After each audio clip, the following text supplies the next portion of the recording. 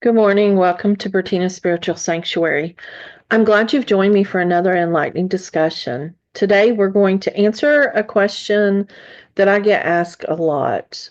What are the differences between a priestess, a goddess, and the divine feminine? A lot of times, you'll notice in my classes, we discuss these topics, and I've had a lot of people ask me, well, you know, who are they? What are their similarities? How are they different? And can I work with them together? So, what I'm going to do today is discuss each of those and then also share ways that you can study and incorporate the goddess, the priestess, and the divine feminine in your spiritual practice. So, let's begin exploring the priestess, the goddess, and the divine feminine. Grab some coffee and tea or hot chocolate, get under a warm, cozy blanket, grab your journal, and let's take some notes. Okay. So, first, we're going to talk about the priestess. The term priestess carries a multifaceted history. It's rooted in ancient civilizations and spiritual traditions. A priestess is more than just a title, she's a spiritual leader, she's a healer, and she's a guide who serves as a conduit between the earthly realm and the divine. Her role is to bring sacred energy into ritual ceremonies and daily life while serving the community or her spiritual circle. In ancient times, priestesses were often revered figures who led religious rites. They tended to sacred spaces and they interpreted messages from the gods or the universal forces. Their responsibilities varied by culture and tradition. For example, in ancient Greece, priestesses like the Oracle of Delphi acted as intermediaries for deities, particularly Apollo, because she was in the Temple of Apollo, delivering prophetic guidance to soldiers, to rulers, leaders, and even common people. In ancient Egypt, priestesses served as the wise of Anun, or were responsible for performing rituals to honor gods like Isis and Hathor. Many times you're going to notice, especially in my upcoming academy, that we are going to focus a lot on the goddesses Isis and Hathor. In the Celtic traditions, the Druid priestesses were seen as keepers of sacred knowledge, healers, and protectors of the land. To me, the sacred knowledge aspect is probably one of my favorite aspects of the priestess. I love to learn, and I find that learning more about historical knowledge really does help me connect it to today. And today, the concept of the priestess has evolved into so much more of a personal and a spiritual calling. Modern priestesses like me tend to serve as mentors, healers, spiritual facilitators. We tend to guide others through meditation. We lead ceremonies and we help people connect with their inner wisdom. To become a priestess, you have to go through some formal training and ritual work, some energy healing training, and then the study of ancient traditions. My Priestess Academy will be up in 2026, and I hope that each of you all will take a look at it because some of the core attributes that I am adding to this academy is wisdom, looking at a deep understanding of sacred knowledge. I am going to talk about leadership and how to guide individuals and community, and then connecting all of these divine energies, nature, and the cosmos together. So, for example, the Oracle of Delphi is probably my favorite priestess. She was Greek, of course, and she served as the voice for the god Apollo. Pilgrims would travel great distances to seek her guidance, which was often delivered in poetic or symbolic language. She does what I do, which is scrying, or she did what I do. I feel like that I am connected to her in so many different ways, whether it's past lives or ancestral. She really connects with the heart of passing wisdom from one person to the other. Now, goddesses are archetype representations of the feminine divine. And I'm going to do a podcast on the archetypes of goddesses later, possibly next week. We'll see, but just stay tuned for that. But the thing is, though, goddesses encompass a wide array of traits, roles, and energy. Many times they are found in myths, legends, and religious traditions across the globe. They serve as symbols of empowerment, spiritual inspiration, and connection to higher forces. I'm going to explain something to you that I explain to my students in my college religion class that I teach. Mythology does not mean fake. Many times when we are in middle school and high school, we studied Greek and Roman mythology, Egyptian mythology, and we were like, oh, this is just the fake stuff, the mythology stuff that these cultures believed. In reality, all cultures have a mythology or mythos. And it's a mythos is the story of their creation and beliefs. So, if you're Celtic, if you're Greek, if you're Hindu, Egyptian, American, Christian, our mythos is our aspect or our story of where we came from, our creation, our legends. And that none of it means that it's not true. It's part of the religious traditions that we all live by. The thing is, though, is that your mythos, whether you are Christian, Wiccan, Druid, whatever, is real and true to you. Faith can never be proven. So, therefore, saying that one thing is fake and the other one is real really does not help explore anything in religion. So, whenever you use the word myth or mythology, be very careful about that. I like to use just the words of religious traditions like that. So, to continue on with the global archetypes of the goddesses often embody aspects of the life that resonate universally. There's creation, there's destruction, love, war, wisdom, and transformation. They often offer insights to the human experience through these stories, roles, and interactions with the world. So, for example, Hindu traditions have Lakshmi, who represents abundance. Saraswati symbolizes wisdom and creativity, and Kali embodies transformation and really fierce protection. Greek mythology have goddesses like Aphrodite that represent love and beauty, where Athena stands for wisdom and strategy. The Egyptian mythology talks about Isis as a goddess of magic, motherhood, and healing. And she demonstrates a lot of nurturing and powerful aspects of the feminine divine, which we will get into a little bit later in this podcast. Now, each goddess archetype can be seen as a mirror for personal growth. They can offer wisdom for navigating life's challenges. For example, one might call on Kali for courage in times of change, or maybe invoke Aphrodite to embrace self-love and beauty. For example, Lakshmi, the Hindu goddess of wealth and prosperity, is worshipped during Diwali to invite abundance into homes and hearts.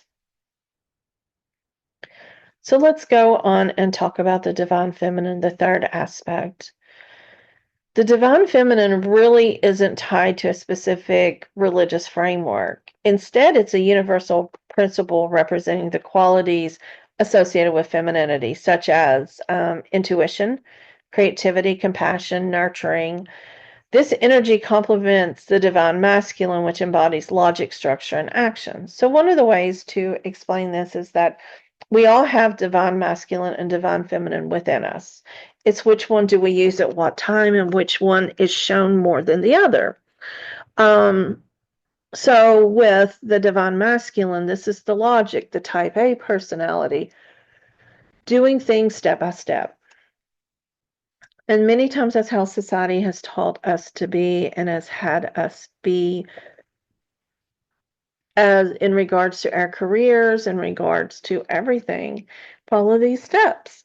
But in reality, the divine feminine has focuses more on their intuition. The divine feminine exists in all religious and spiritual traditions. Like in Taoism, it aligns with the yin energy from yin and yang, and it symbolizes receptivity and flowing of energy.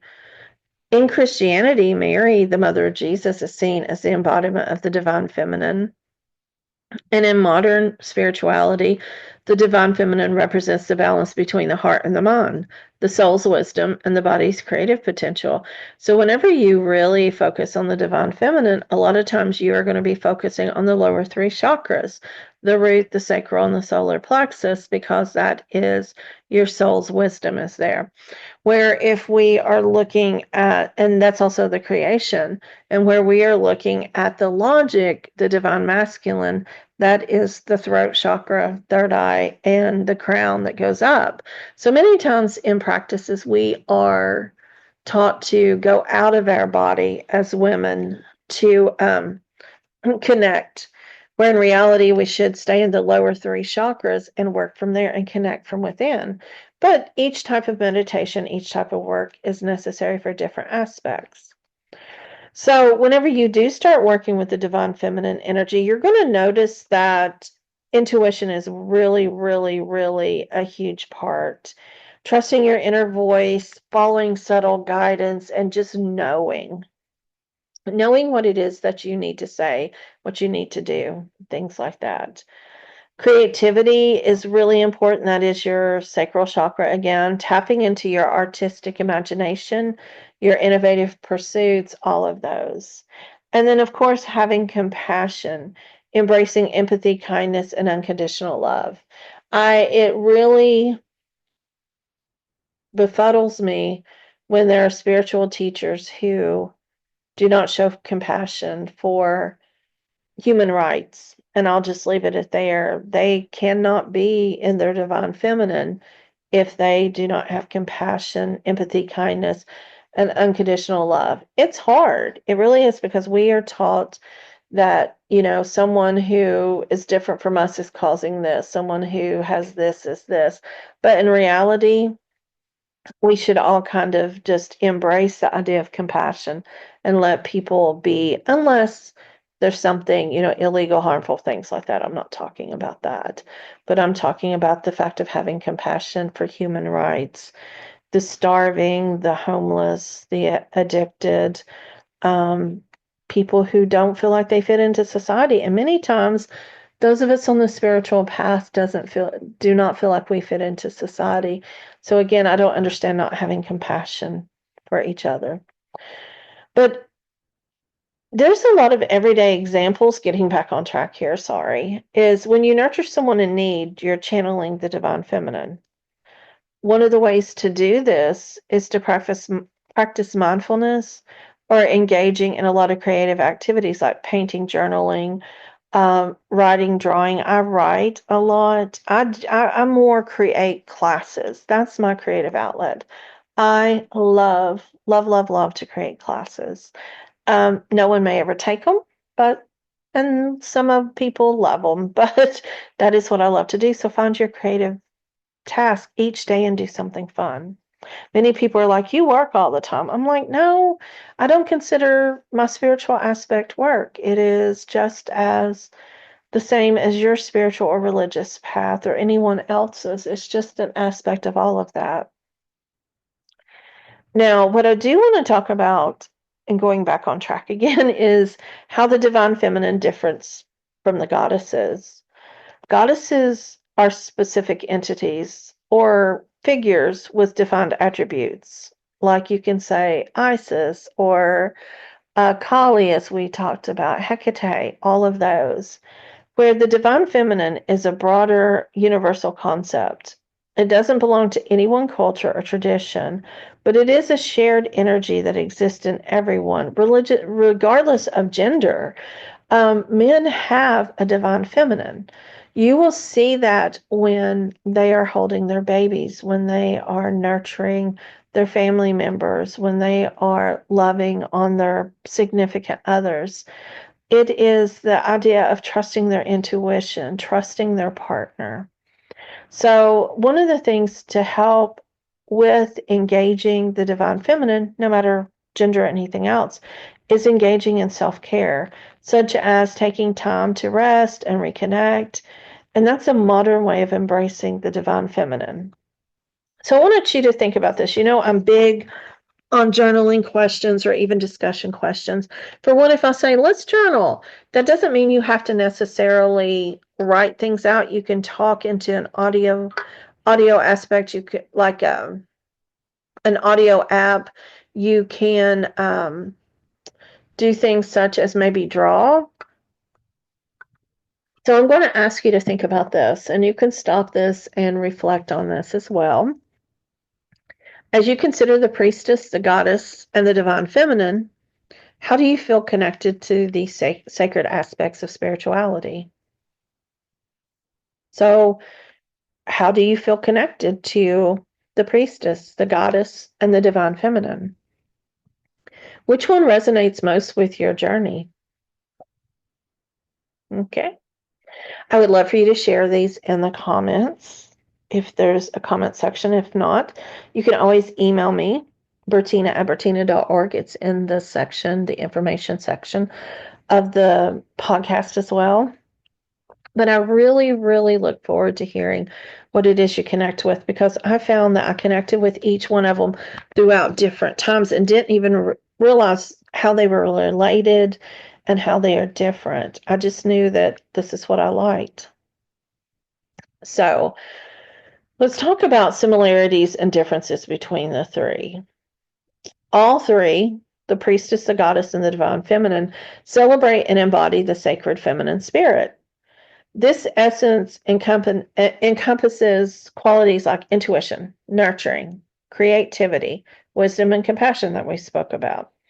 They offer a framework for understanding the power and significance of this feminine energy in the spiritual and the physical world. So the priestess channels this energy through their work, acting as vessels for sacred ritual ceremonies and healing practices, where the goddesses personify different expressions of feminine power, from nurturing and creation to destruction and transformation, that we may connect with. And then the divine feminine represents the universal, all-encompassing energy that flows through everyone and everything. So this links the personal and the cosmic aspects of the feminine spirit. Each offers a pathway for individuals to reclaim their power and connect with their inner strength. The priestess empowers others by guiding them through spiritual practice, helping them find clarity and purpose. Goddesses inspire empowerment by offering archetypes that individuals can relate to or aspire to embody. For instance, invoking Athena's wisdom or Durga's strength can help someone face those challenges. And the divine feminine empowers on a more personal, internal level, and it encourages balance, self-awareness, and emotional healing. Many people feel like that they need to start with the divine feminine and then maybe pull in a goddess to help and then move on up. And that sounds like a really great idea.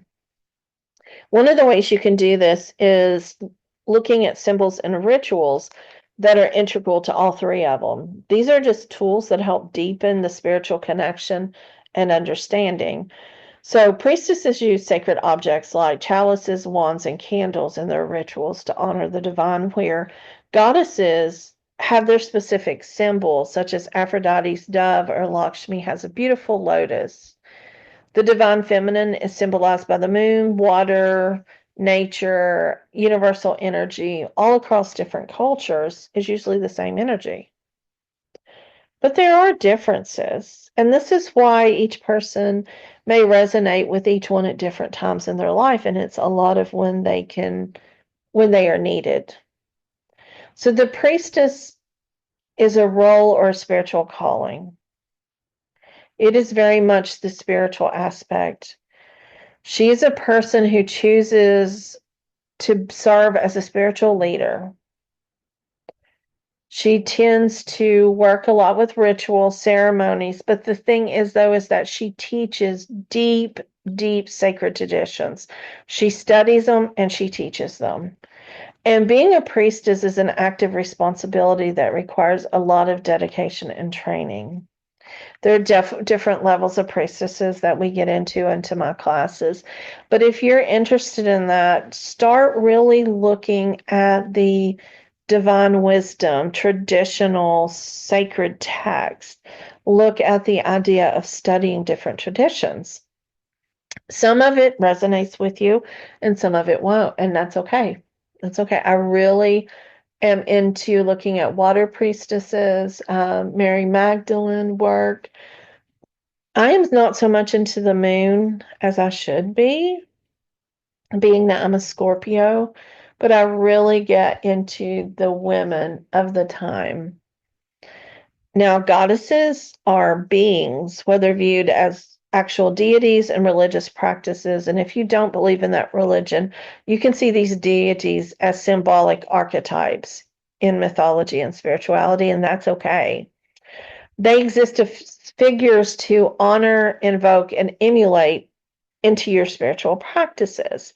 So you don't have to be part of that religion to embrace the archetype of what they represent. The divine feminine is a universal energy or concept, and it isn't tied to a specific person or deity, but it represents the essence that you have within you. But the concept is that you're trying to find the balance of the energy between you and the cosmos.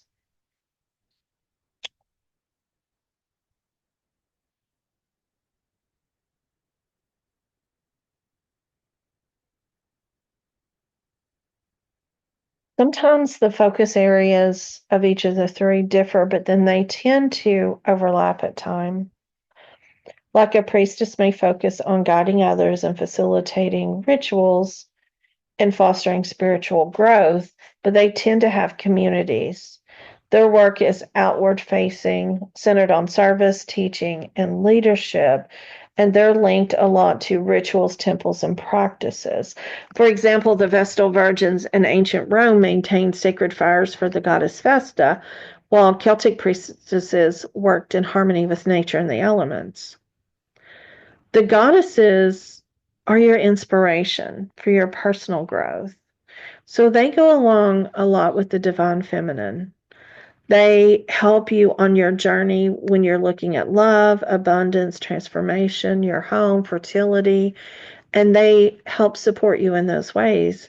And the divine feminine is the balance a lot of times between the two.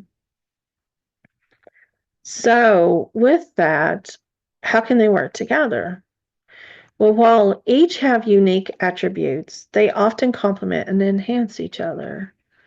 A priestess might channel the divine feminine energy during her ceremonies and invoke specific goddesses to embody certain qualities needed for the ritual.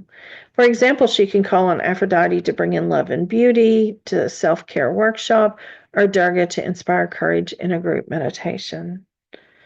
Individuals seeking empowerment might work with a goddess archetype to gain clarity on like a personal issue, like fertility, love, romance, career, while using that practice aligns with the divine feminine to balance their inner energies and to trust their intuition on their path. And the big key is trusting your intuition on the path. Now, it's time to get out your journal. And we have some reflection activities for you. I want you to think about a challenge or a goal in your life right now. A challenge or a goal. And then think about, would you benefit most from calling on the guidance of a priestess or a mentor? Would you benefit most from invoking a goddess archetype for inspiration? Or would you benefit most from tapping into the divine feminine through self-reflective practices? These paths aren't mutually exclusive. They work together to enhance your spiritual journey. So you don't have to say, hey, I'm working on my divine feminine right now. I am working on goddess. It all goes together. And the connection between the priestess, the goddess, and the divine feminine is so intertwined that a lot of times it forms a dynamic relationship that enhances the spiritual practice and the physical transformation. So sometimes the priestess is a channel. It's a bridge that brings the divine feminine energy into tangible experiences for herself and her community. Her role is to guide, teach, and hold sacred space, often invoking goddess archetypes or universal energy. So what she may end up doing is channeling the divine feminine. She serves as a vessel for this energy. She helps heal, inspire, and guide others. She might incorporate meditation, sound healing, or rituals that align participants with the natural cycles of the moon or the season, and that is symbolic of the divine feminine. She may end up honoring the goddess because during rituals and ceremonies she may pull them in. The goddess can be an inspiration as well. The goddesses provide the priestess with archetypal energy to invoke and embody in her work. So a priestess might incorporate goddess-specific rituals into her ceremonies, such as creating an altar for Isis with symbols of motherhood and magic, or lighting candles in honor of Hestia, the Greek goddess of the hearth. Mythologies surrounding the goddesses often become teaching tools. For example, telling the story of Persephone's journey to the underworld can offer insights into personal transformation, embracing duality, and connects the goddess with the priestess. And then the divine feminine comes in as the universal energy. It's tied to the nature cycles, the phases of the moons, the changing seasons, the rhythms of life and death. A priestess often aligns her work with these cycles to deepen the spiritual connection to those that she serves. You may hold a full moon ritual. There may be something that has to do with the goddess and the energies, and you balance those energies. So there is a lot where they complement each other, where they differ, and where they're same. You don't have to get caught up into the titles. But I do want you to think about these three aspects of the priestess, the goddess, and the divine feminine, and how they can work together in your spiritual journey. So go ahead and get out your journal, and let's think about these. You can stop this podcast as you answer these questions. But the first one is, do you feel called to serve others as a priestess? Do you feel called to create sacred space and guide others towards healing?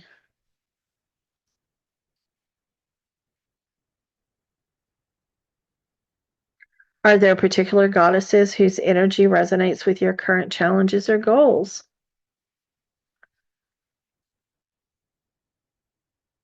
And then how can you incorporate the principles of the divine feminine into your daily life, whether it's through meditation, creativity, or self-care? Something very simple. So journal on those, reflect for a little while, stop the podcast, and then come back, and we're going to discuss how to study each.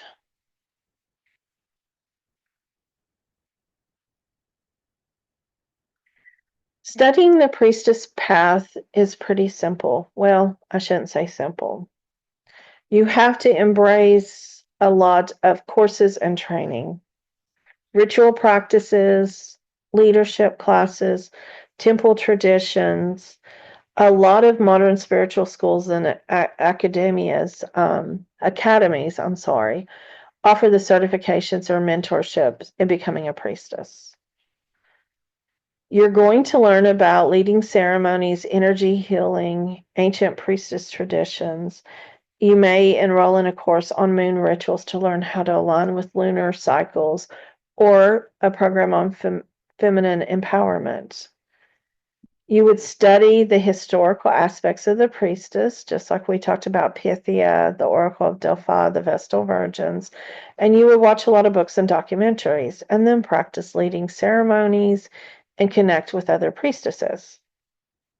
So it is a lot of time and work. If you're wanting to do goddess studies, you definitely would study about goddesses from different traditions, understanding their roles in that tradition, looking at their stories, and then symbolic meanings.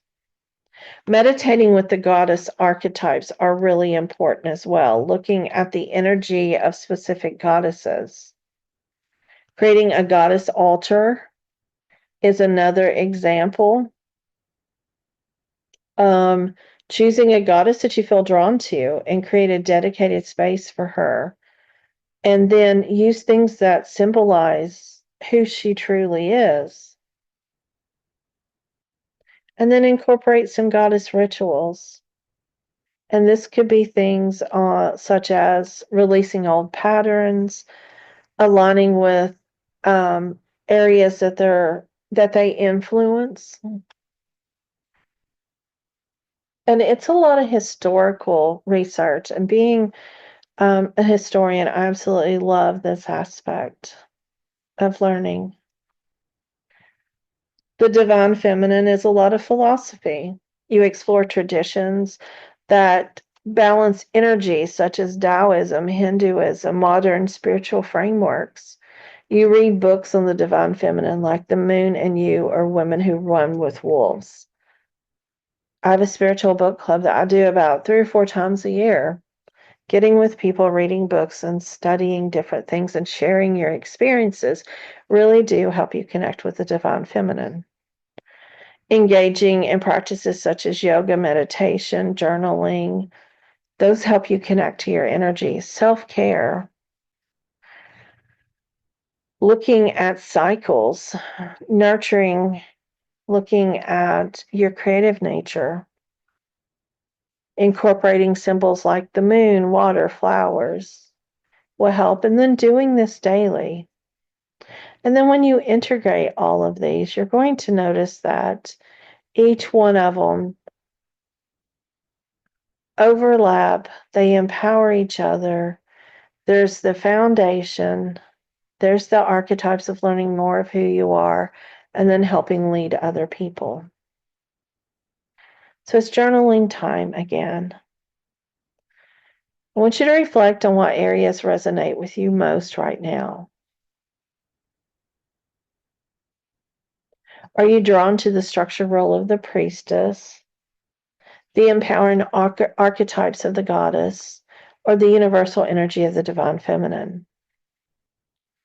Start by choosing one practice to explore this week. For example, take a workshop on ritual practice, read a myth about a goddess you adore, meditate with the symbol of the divine feminine, like the moon. Whenever you weave these practices into your spiritual journey, you're going to discover how these elements work together to empower and to transform you. Now, on my blog on bertina.org, Bertena, I have provided some guided rituals, some practical practices, a flow exercise, a meditation, a water ritual, and a couple more things, some more journaling prompts. So please go over there, click on Bertina's blog, and search for the title, Embracing the Goddess, the Priestess, the Goddess, and the Divine Feminine. Okay. So, in conclusion, understanding the Priestess, the Goddess, and the Divine Feminine opens up a profound and transformative world of empowerment, connection, and sacred wisdom for you. Whether you feel called to walk the Priestess path, explore the Goddess archetype, or embrace the universal energy of the divine feminine, each one offers tools to deepen your spiritual journey and unlock your fullest potential. As a water priestess and a priestess with the Sisterhood of the Rose, I've devoted my practice to guiding others and connecting with these sacred energies. Water, being a symbol of intuition, healing, and transformation, is a central focus of my work, as is the divine legacy of the rose, which represents love, wisdom, and sacred feminine. I'm also thrilled to share, as I've been talking about throughout this podcast, I'm developing a Priestess Academy. It's going to launch in 2026, and the Academy is going to offer an immersive and comprehensive online program to guide you to your journey to becoming a modern priestess. There will also be availability for private in-person and remote classes with this program. In the meantime, I invite you to join me for my private classes and workshops through Cosmic Connections, where I share teachings from my experiences as a priestess and my connection with these sacred traditions. You can register for these private classes and explore additional offerings through my website at yourcosmicconnections.com and just search for me, Bertina. There you're going to find a lot of resources to support your growth, your connection with the divine feminine, and whether you're taking your first steps on this path or already deep in your spiritual journey, I'm here to walk along with you and to talk with you. I want to thank you for joining me on this exploration. Together, we can continue to uncover the wisdom and the beauty of these sacred traditions. Women, for so many times throughout history, were the leaders of society. Now we need to find that again, and I find that this is the time to do it. Until next time, let's continue to uncover the wisdom and beauty of these sacred traditions. Keep shining your light and embracing your sacred self. This is Bertina signing off from Bertina's Spiritual Sanctuary. Stay blessed. Good night.